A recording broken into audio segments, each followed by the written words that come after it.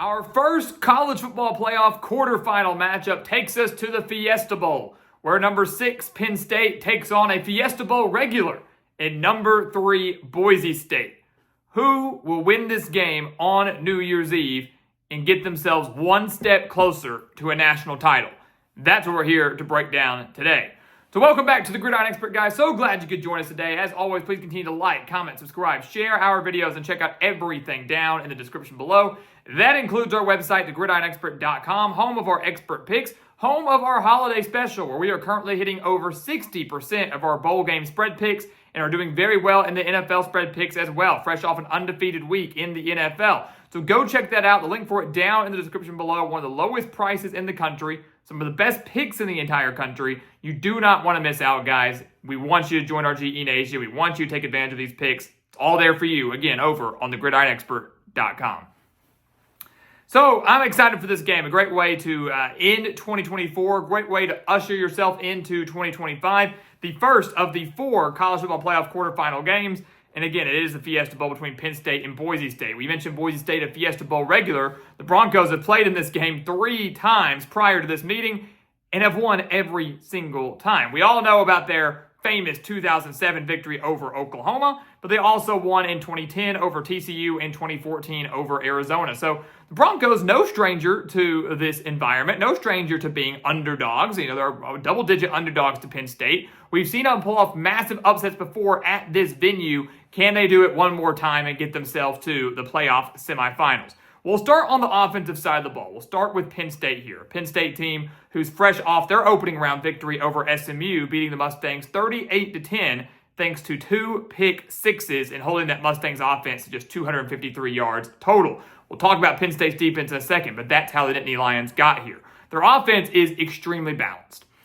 Very, very balanced. You've got a great quarterback in Drew Aller, who's averaging over 238 yards per game. You've got a rushing attack that's averaging over 201 rushing yards per game, which ranks 19th in the nation overall. This team only mustered 325 yards of offense against SMU. Some people would look at that and go, oh, that's concerning. It's not, again, when you force 3 turnovers and 2 of your touchdowns were from your defense. Not getting any offensive yards for that. This offense, to me, runs like a well-oiled machine. They are very, very, very balanced and can beat you in both ways. You've got one of the best running back duos in the country in Nick Singleton and Kaytron Allen. Singleton had 90 rushing yards against SMU. Allen had 70 rushing yards against SMU. Singleton, 928 on the year. Allen, 892 on the year. They complement each other very well. Either one of them can bust out for a big run. Either one of them can take over a game when called upon. But then when you run the ball so well, that often sets up the pass. And Drew Aller, he's not the flashiest quarterback by any means. He's not one of the best quarterbacks in the country by any means. But he does play well, and he does take care of the football. Thrown for over 3,000 yards, 21 touchdowns, just 7 interceptions. He needs to continue to play at this high of a level. He needs to continue to take great care of the football if Penn State wants to win this game, if Penn State wants to have a shot at a national title. We know he has one of the best tight ends in the country, and Tyler Warren at his disposal has over 1,000 yards receiving as a tight end. But for Penn State to go on a run, for Penn State to possibly win the national championship, they're going to need Drew Aller to deliver through the air. They're not going to be able to solely win a national title, solely beat Boise State, and maybe whoever they play in the next round, and maybe the national title if they can get there. They're not going to be able to do that solely by dinking and dunking with Drew Aller and hoping that Singleton and Allen can take over. They're going to have to get more from him. He's played well. There's not dogging on the guy, but the passing game is going to have to continue to take big steps forward and become more of a focal point of their offense if they want to win the whole thing. You take a look at Boise State. They are a running team. This is Ashton Genty's team, right? Boise State is in this spot because of Ashton Genty, the guy who should have won the Heisman Trophy. Now, we'll stand by that until the day I die. Ashton Genty was snubbed 100% for the Heisman Trophy. This team averages over 250 rushing yards per game. Genty's stats, 344 carries, nearly 2,500 rushing yards, 29 touchdowns, 7.3 yards per carry. He needs just 131 yards in this game against Penn State to beat Barry Sanders' record for most rushing yards in a single season. 131 yards, that's all he needs. Keep in mind that Genty has rushed for at least 127 yards in every game that he's played this year. Has rushed for at least 127 yards in all 13 games. But what happens if he's stopped? Genty is phenomenal. He's the workhorse. He's going to get a lot of carries in this game against Penn State. But what happens if this Penn State defense, it's been electric all year, we'll talk about it in a second, what happens if he gets shut down? Can Maddox Madsen, the quarterback for Boise State, deliver? He's thrown for over 2,700 yards, 22 touchdowns, just 3 interceptions, so takes great care of the ball as well. Cameron Camper is his top wide receiver. He has over 800 reception yards. People aren't talking nearly enough about that connection because we're so focused on Ashton Jeanty. But can Madsen take over a game by himself if Ashton Jeanty were to get hurt, were he to just get bottled up and not get anything going? Can they do it all through the air? They've got 7 players with at least 100 reception yards. Madsen's been very accurate. He does take great care of the football, but we've never seen him have to, lead a massive game-winning drive solely by himself through the air where they can't run the ball. We've never seen him have to really go out there and throw for 30, 40 attempts a game because they've been running the ball so effectively and because for the most part they've been blowing out their opponents. So when you're blowing out a team, you're not going to really throw the ball that often.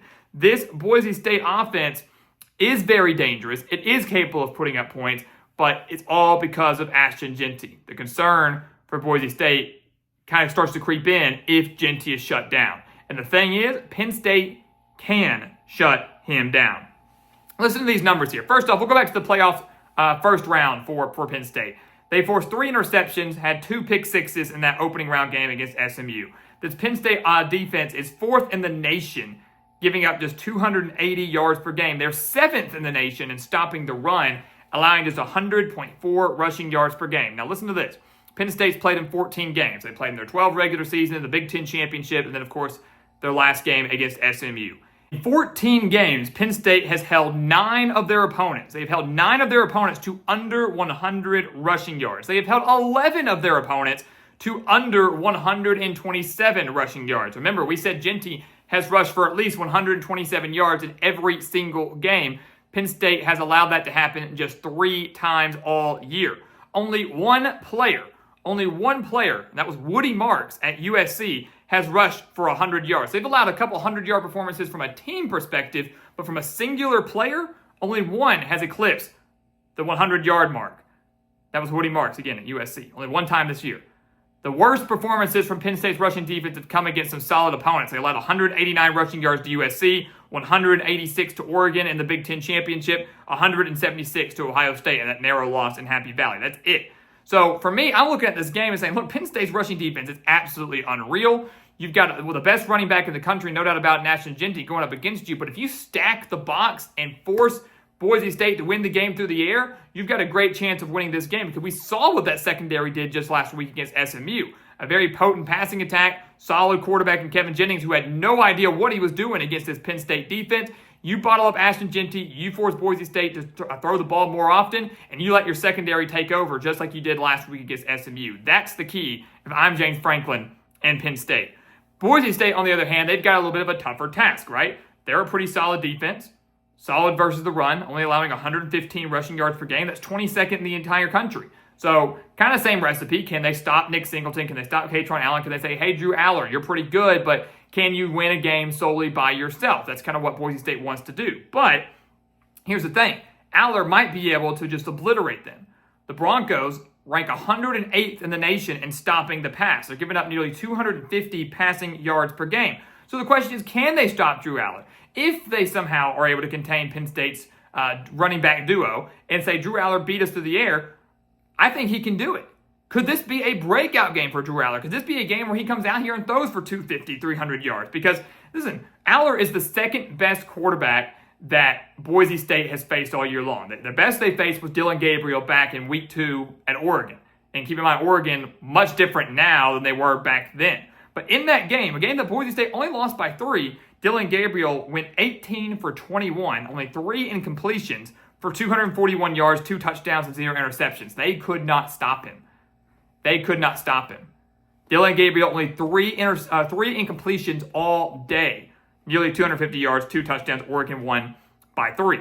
Now, Boise State, the way they got to do this is, number 1, stop the run. Force Aller to win the game to the end. That's the best recipe for success. If you do that, you then have to get pressure on Aller. Force him into bad decisions. Force him into mistakes. Boise State's got a great pass rush. No one's talking about it. They have 51 sacks on the year. 51 sacks from this Boise State defense all year long. Very, very impressive. So if you can get after Drew Aller, if you can pressure him, he's not that mobile. So if you can get him into second and third and long situations, you have a great opportunity to pull off this upset. All of that is much easier said than done. All that is much tougher, in a more intricate recipe for success than what we mentioned for Penn State. So ultimately, guys, in this Fiesta Bowl, it's a great way, again, to kick off the playoff quarterfinals. I think a lot of people across the country are probably rooting for Boise State. They're kind of the Cinderella team. You had a couple Cinderellas this year. Indiana, Boise State, Arizona State, a couple teams that typically don't make the college football playoff or maybe shouldn't have in some people's eyes. And yet here they are trying to make a run for a national title. Boise State has kind of been America's team, has kind of been Cinderella team since that 2007 Fiesta Bowl victory over Oklahoma. I've always been a team that I think a lot of people do typically root for. But unfortunately, I do believe that their Cinderella run comes to an end. Penn State is simply too good. They are too balanced on offense to become one-dimensional. Their defense is one of the best in the country, and I do not think that Ashton Jeanty has himself a day in this Fiesta Bowl. I think that the recipe for Penn State is they stack that box. They force Maddox Madison to win the game through the air. He's unable to do it. Ashton Jeanty has a hard time getting anything going against this Penn State front seven. So much so that I actually think he's held, unfortunately, to under 131 rushing yards. I don't think Ashton Jeanty breaks Barry Sanders' record. As much as we all love to see it, I think he falls just short against this Penn State defense. The Nittany Lions win this game by double digits and advance to the Final Four, advance to the college football playoff semifinals, where they'll be one win away from playing for a national title. So guys, as always, thank you so much for watching us here at the Gridiron Expert on YouTube. Make sure to continue to like, comment, subscribe, share our videos, and of course, check out everything down in the description below. That includes our website, thegridironexpert.com, home to those expert picks, home to those holiday specials. Do not miss out on that. Some of the best picks in the country, extremely low prices for a very long subscription, I should add. Again, the link for it down in the description below. And once again, as always, thank you so much for watching, and we'll see you next time right here on the Gridiron Expert.